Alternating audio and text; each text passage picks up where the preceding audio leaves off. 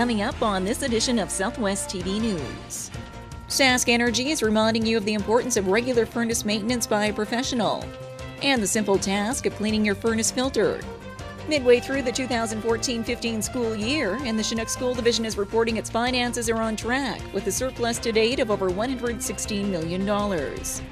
Curling is a favorite pastime for many in Saskatchewan, and the Swift Current Curling Club is beaming with pride as 4 members of the community are national champions.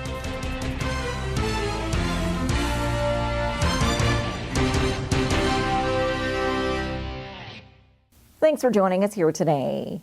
Well, this is the time of the year when we tend to turn up the thermostat more. And if your furnace isn't working properly, that may lead to a buildup of carbon monoxide in your home. With several more weeks of winter on the horizon, your furnace will be working hard to keep your home at a comfortable temperature. Sask Energy is reminding you of the importance of regular furnace maintenance by a professional and the simple task of cleaning your furnace filter, which can not only save you money on your energy bill, but keep the indoor air fresh and free of contaminants. Make sure that you have a supply of furnace filters. There have been people who forget to change it for a couple of years, and that furnace is really straining hard through a lot of buildup in that filter. Just make sure that you get your furnace filters, have a supply of them on hand so that you change those out every month. Make sure that you give a check to either the chimney if you have an older furnace, or if you have a high-efficiency furnace, go around to the side of your house and check those vents and make sure that there's no snow or ice that are covering or no snow or ice buildup in either the chimney or the side vents if you have a high-efficiency furnace, because that can lead to your furnace producing carbon monoxide and that building up inside your house. Carbon monoxide is a colorless and odorless gas, and if left undetected, it can be deadly. Because every year we do assist fire departments right across the province with carbon monoxide calls. We had 2 of them overnight last night in Saskatchewan. So you just have carbon monoxide.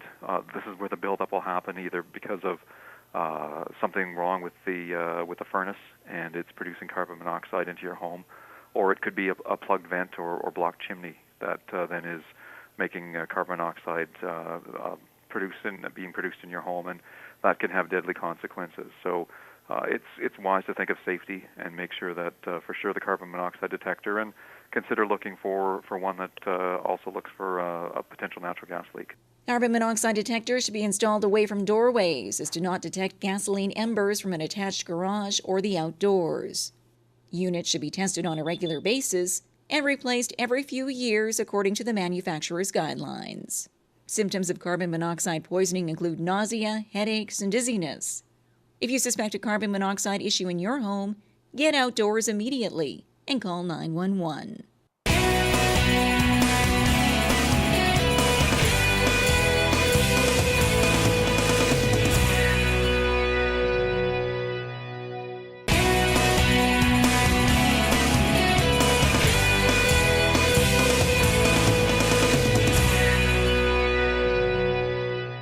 As the Chinook School Division wraps up a number of capital projects this year, its financial outlook remains on track. Midway through the 2014-15 school year, and the Chinook School Division is reporting its finances are on track with a surplus to date of over $116 million. And with a number of capital projects completed in 2014, including the new Centennial School in Swift Current, the Director of Education says the coming months will see the completion of a few remaining projects. Some handicap accessibility is probably first on the slate at Central, and the most pressing issue over at Irwin right now is the retrofitting of some classrooms to accommodate the smaller bodies that are going to be in that building. I think probably the more exciting thing on the capital side would be completion of the renovations at Fairview. We're really happy with how it's starting to look now.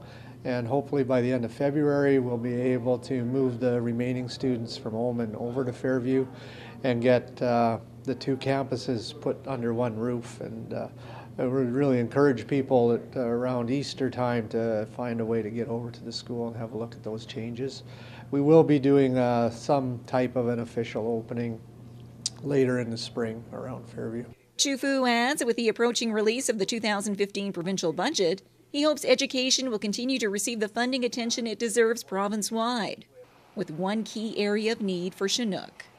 We have spoken with government about the importance for us of recognizing the full transportation costs of busing students across our division.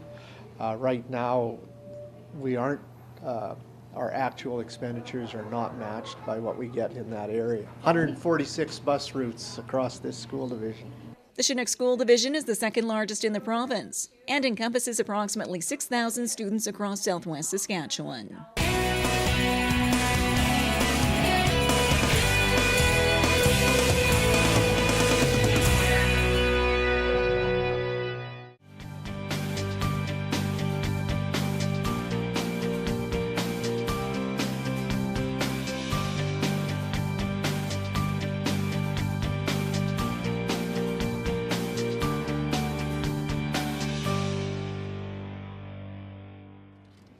Eastend is home to a gorgeous view of the Cypress Hills and a thriving arts community, and is rapidly growing as a place to be in the Southwest.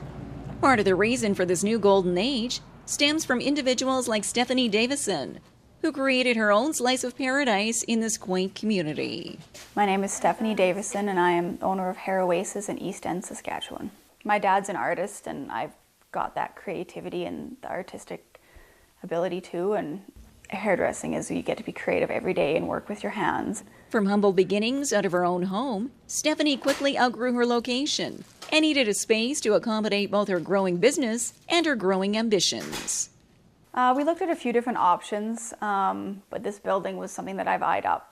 The location is perfect downtown. It's a large enough building to do what we wanted to do with it. And what she wanted to do was more than your traditional hair salon.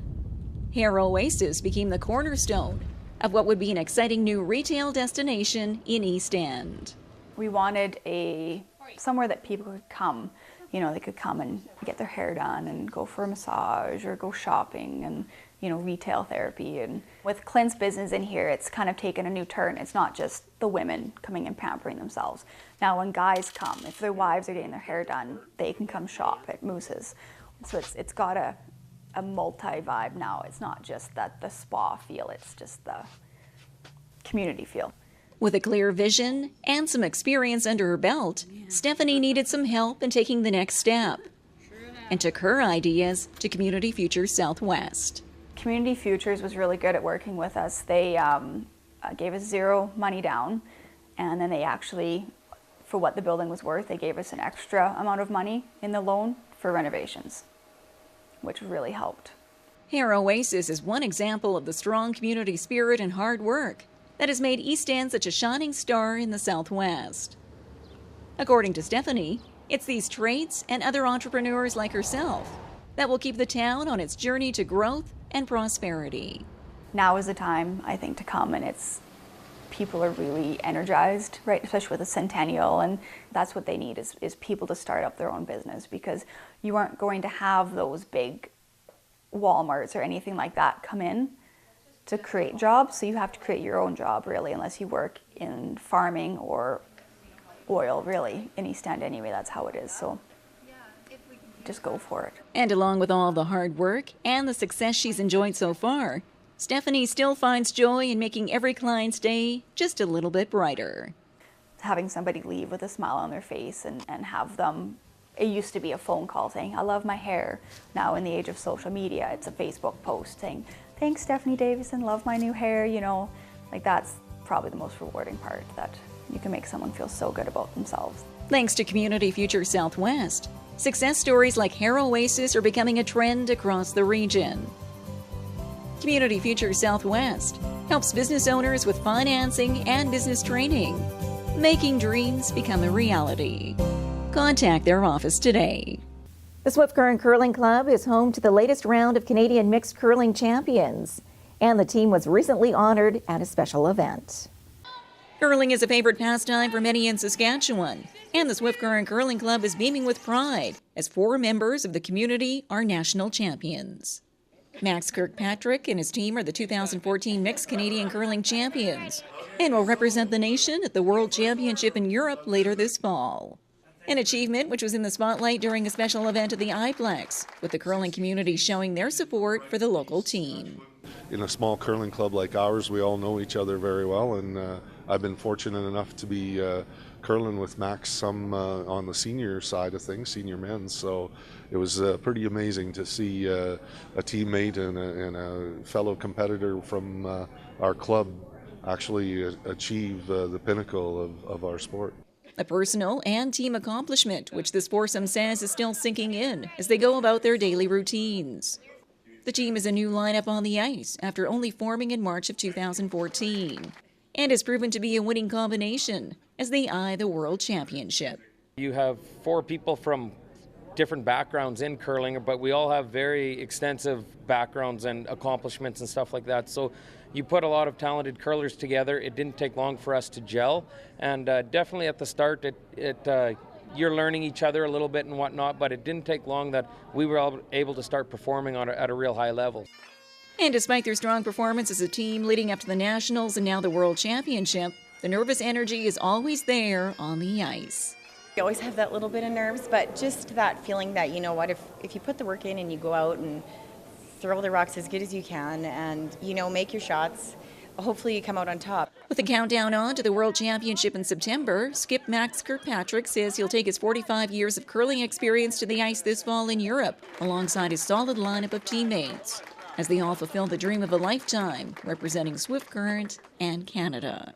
And with the scheduling of the World Championship in September, he says the pressure will be on for the team as a whole. It's going to be tough. It is, because September is when we go. We won't have any ice. I'll be right in the middle of my harvest. So it's going to be really hard to have a whole bunch of practice. And so we're going to have to work really hard to stay in shape. Maybe go up to Edmonton. I know they have a training facility for Canada in the Saville Centre in Edmonton. So hopefully we can go up there for maybe 3 or 4 days and just work with some coaching and some training. And once we get over to Europe, it's going to be a pretty quick learning curve, because we're going to not have done much curling when we get there. Team Kirkpatrick will hit the ice at the Mixed World Championship in September, with an actual location for the event in Europe yet to be announced by the World Curling Federation. I think everybody knows that both those events are very successful, and so what we're doing by bringing it here is we're building along the same thing and trying to develop and build a brand bigger. Well, this brings to a close another episode of Southwest TV News, reporting the stories that matter to you.